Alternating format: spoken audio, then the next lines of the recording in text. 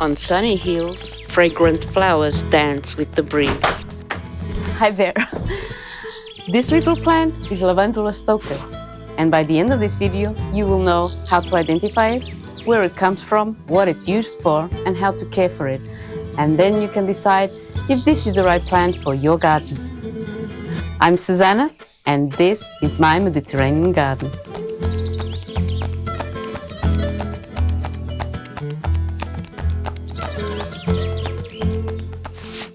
First, let's look at the name.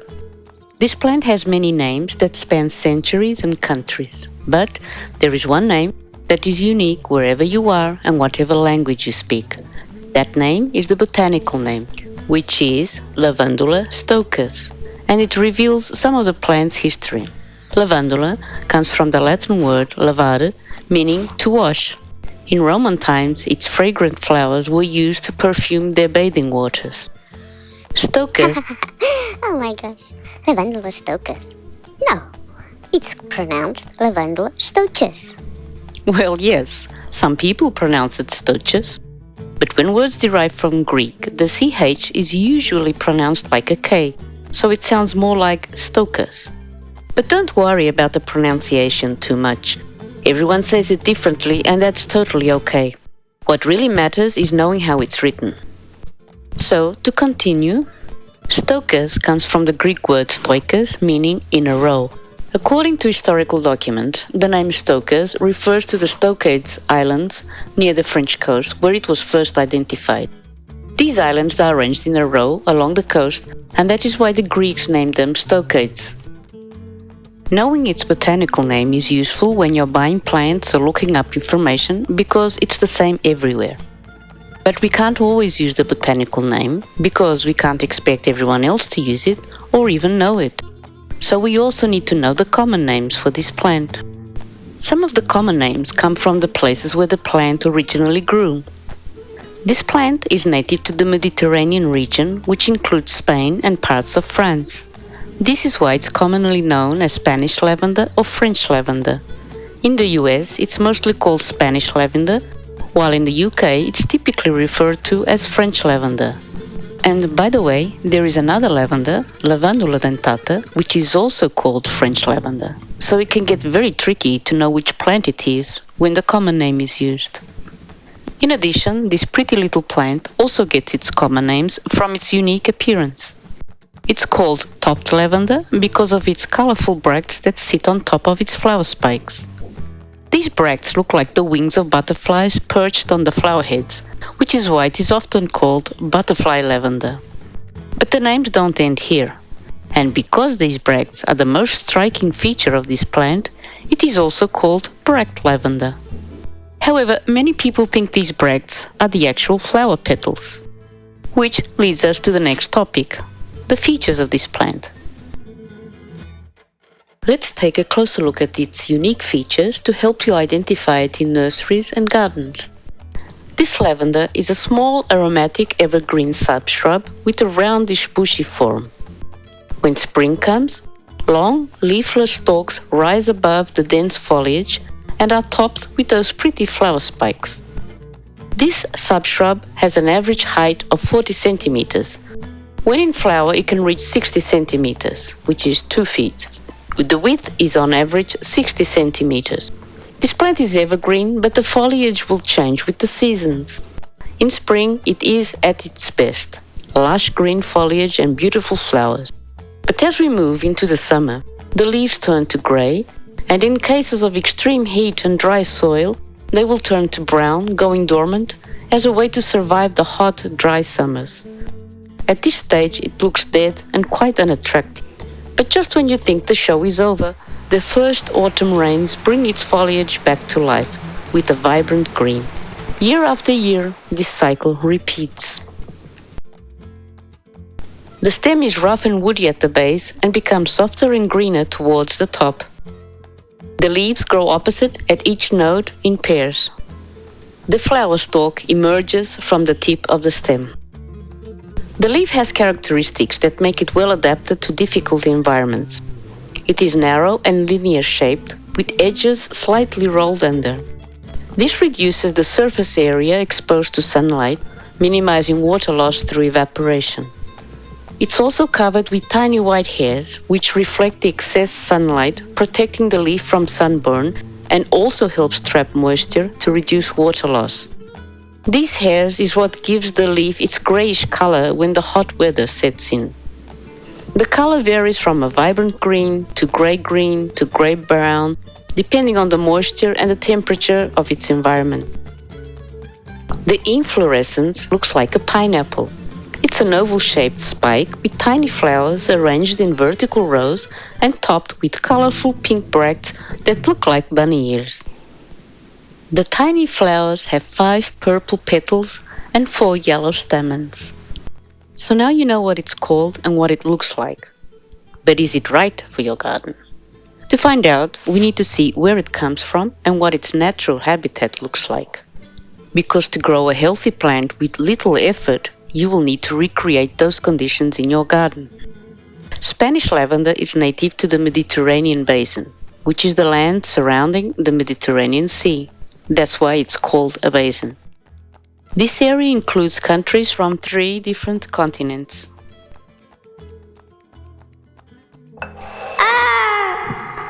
Twiggy, are you okay? I'm okay, no worries. Oh, okay then. You can find this plant in sunny, rocky soils of scrublands and open woodlands throughout all of the Mediterranean region, from mild coastal areas all the way up to chilly mountains at 1,700 meters height, 5,500 feet, which shows just how tough it is, able to adapt to a wide range of conditions. In fact, if the conditions are very favorable, it can even become invasive. Although this is not usually a problem, and it is widely used in gardens around the world, you should first check if it's invasive in your region before planting it in your garden. Now that you know where this lavender comes from, you can better understand what it needs to thrive. Let's start with its cold hardiness. How much cold can this plant handle before it's too much? We have seen that it's well adapted to hot, dry summers and mild, wet winters of the Mediterranean climate. But we also saw that it grows in high mountains where it can get quite cold. So it's actually tougher than you may think. It can handle temperatures down to minus 12 degrees Celsius, 10 degrees Fahrenheit, and generally resistant to light frosts. But only if the soil is well drained. It will not survive cold, soggy soil. If this is your case, then you will need to plant it in a raised bed or in a container. If temperatures in your region approach its cold limit, extra protection with plenty of mulch and a frost cover may be necessary. If your area is very cold, then it's best to grow this plant in a container so you can move it to a sheltered spot like a greenhouse or indoors during the winter. The sun.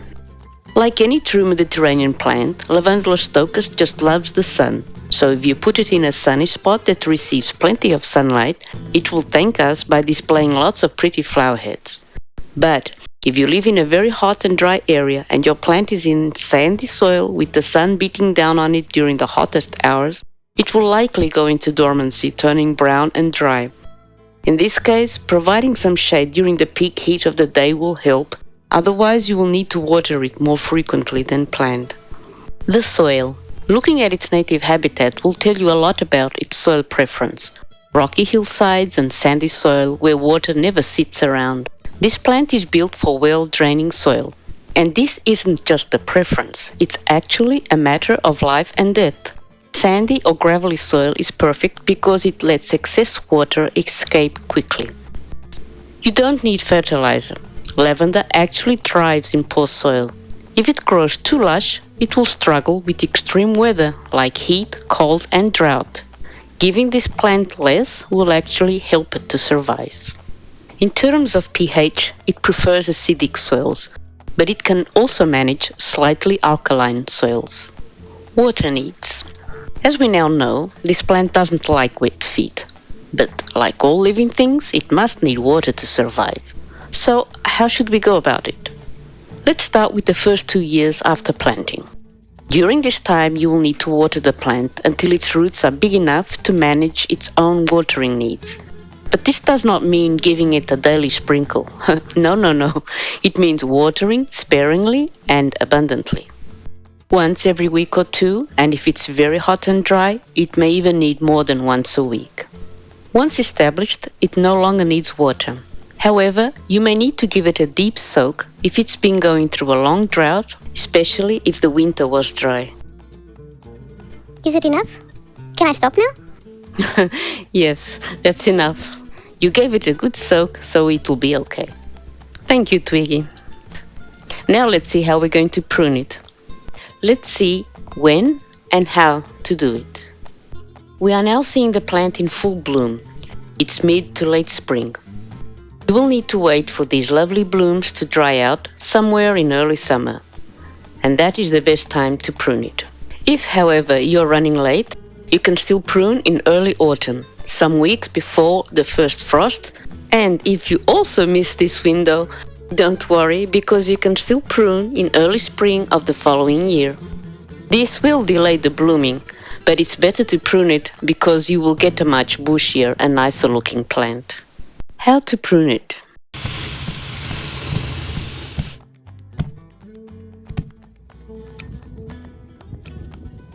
First, start by cutting off the dry flower stalks.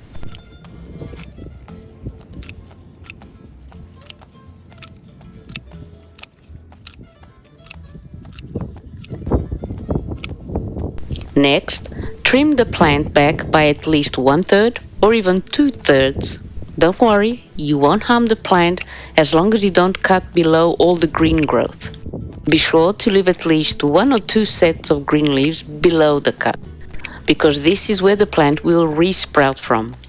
When you prune, you can shape the plant however you want, either tight and round like a dome or leave it in its more natural form, whatever you prefer.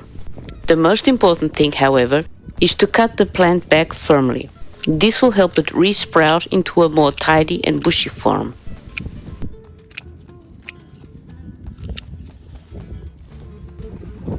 By now you will know if you can give this plant the right conditions for it to be happy in your garden. And if the answer is yes, then you're in for a real treat, because Spanish lavender is incredibly versatile. In the next few minutes we'll explore its uses. Some are well known, but others may come as a surprise. First up, Lavandula Stoechas has a long history of medicinal uses. Since ancient times, it has been valued in traditional medicine for easing anxiety, improving sleep, and relieving migraines.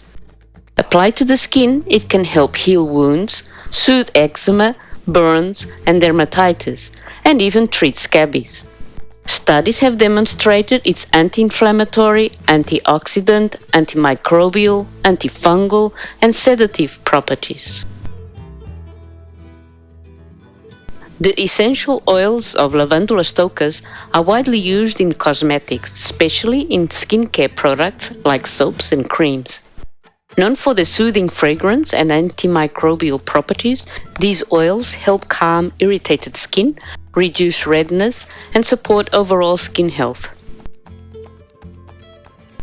Lavandula Stoechas holds a special place in cultural traditions around the world. In Portugal, for instance, it is tossed into fires during the celebrations of popular saints, releasing its delightful aroma and enhancing the festive atmosphere.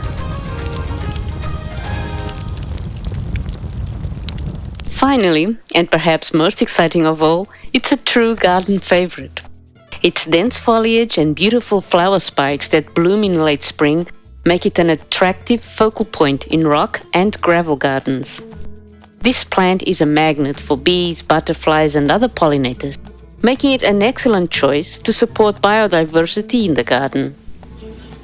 Its dense, bushy growth makes it ideal for low, fragrant hedges along paths and garden edges. It grows well in pots, making it a good option for patios, balconies, or small garden spaces. Its compact size and drought tolerance make it easy to grow in containers. It combines wonderfully with other drought-tolerant shrubs like rosemary and helichrysum. And to keep your garden colorful, even after its blooms have faded in the summer, you can add lavenders, santolina, thyme, and grasses like stipes. This combination is perfect for adding interest all year round, with evergreen foliage providing vibrant texture through autumn and winter.